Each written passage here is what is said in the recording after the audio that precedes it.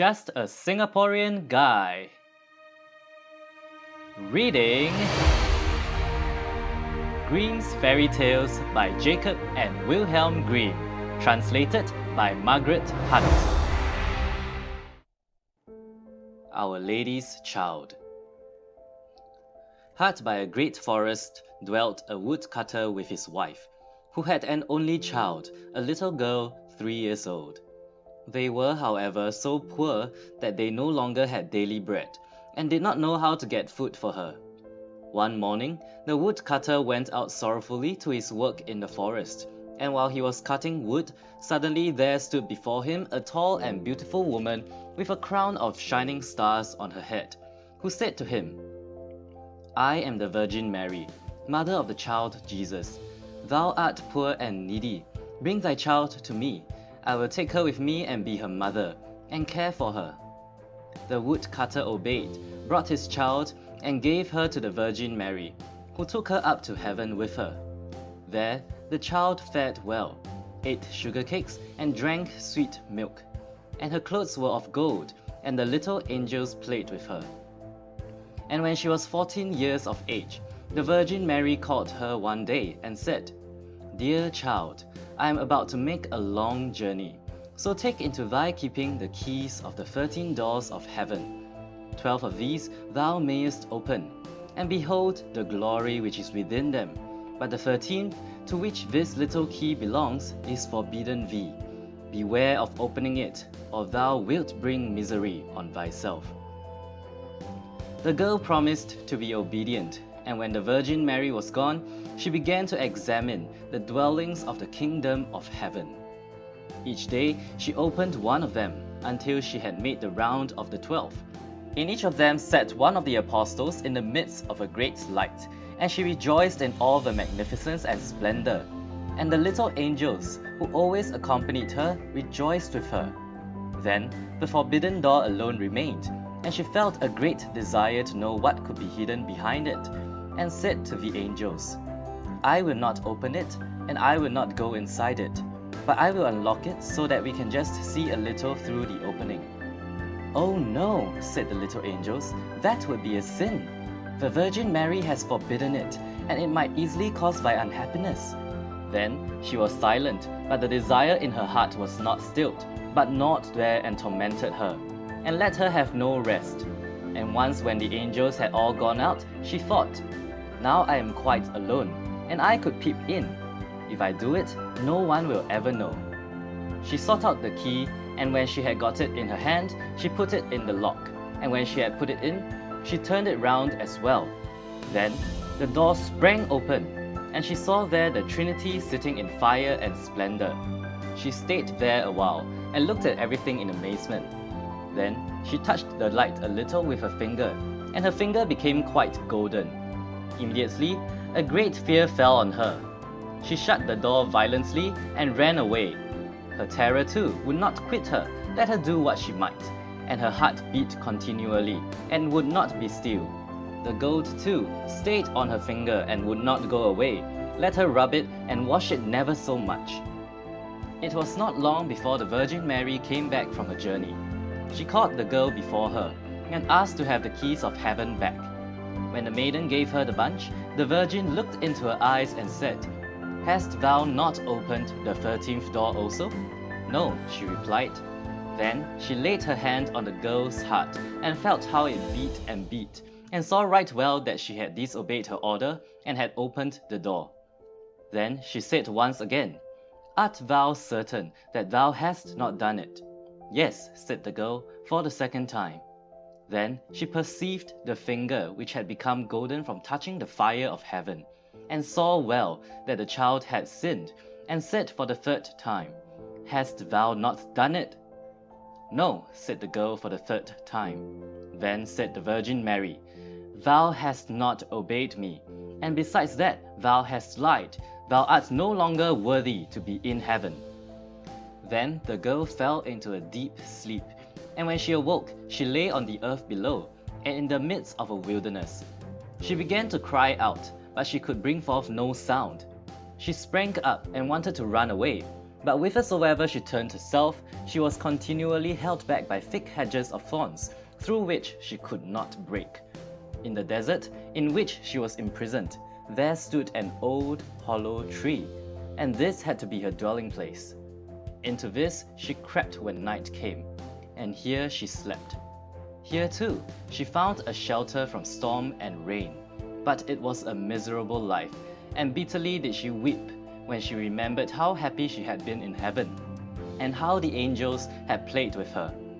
Roots and wild berries were her only food, and for this she sought as far as she could go.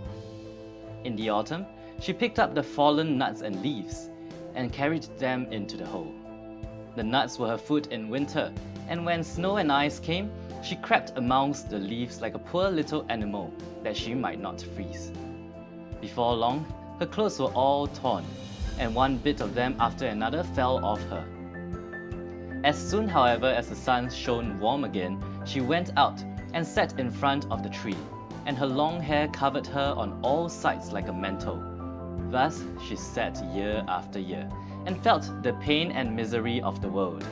One day, when the trees were once more clothed in fresh green, the king of the country was hunting in the forest, and followed a roe.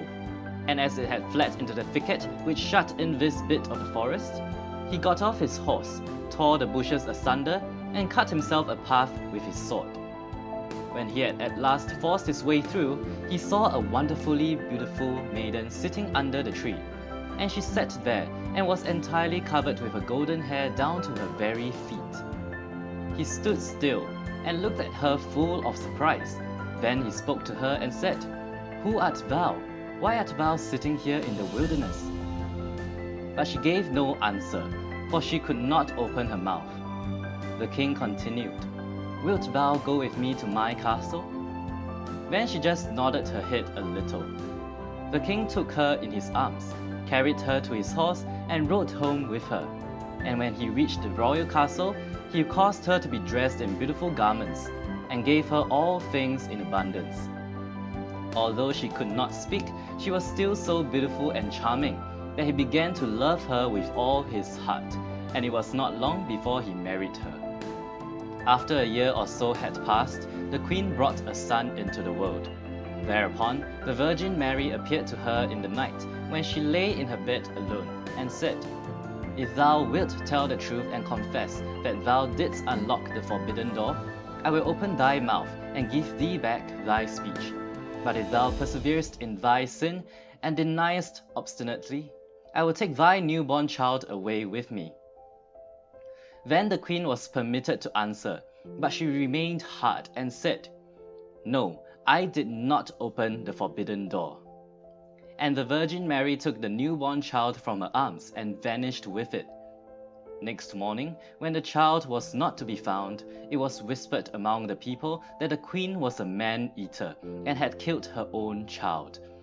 She heard all this and could say nothing to the contrary, but the king would not believe it, for he loved her so much.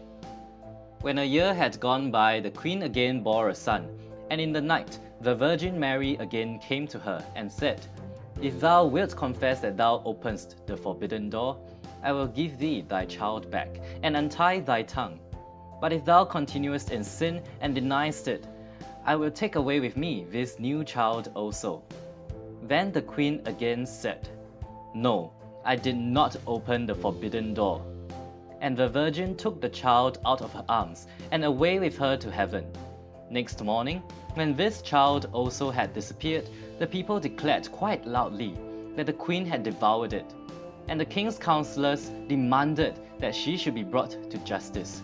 The king, however, loved her so dearly that he would not believe it, and commanded the counselors under pain of death not to say any more about it. The following year, the queen gave birth to a beautiful little daughter, and for the third time, the Virgin Mary appeared to her in the night and said, "Follow me." She took the queen by the hand and led her to heaven, and showed her there her two eldest children, who smiled at her and were playing with the ball of the world. When the queen rejoiced thereat, the Virgin Mary said, "Is thy heart not yet softened? If thou wilt own that thou openest the forbidden door, I will give thee back thy two little sons." But for the third time, the queen answered, "No, I did not open the forbidden door." Then the Virgin let her sink down to earth once more, and took from her likewise her third child. Next morning, when the loss was reported abroad, all the people cried loudly, "The queen is a man-eater, she must be judged." And the king was no longer able to restrain his counselors.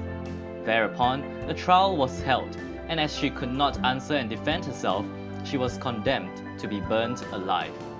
The wood was got together, and when she was fast bound to the stake, and the fire began to burn round about her, the hard eyes of pride melted, her heart was moved by repentance, and she thought, "If I could but confess before my death that I opened the door." Then her voice came back to her, and she cried out loudly, "Yes, Mary, I did it!"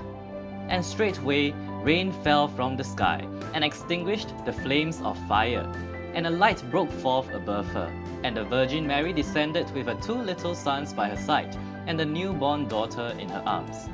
She spoke kindly to her, and said, "He who repents his sin and acknowledges it is forgiven."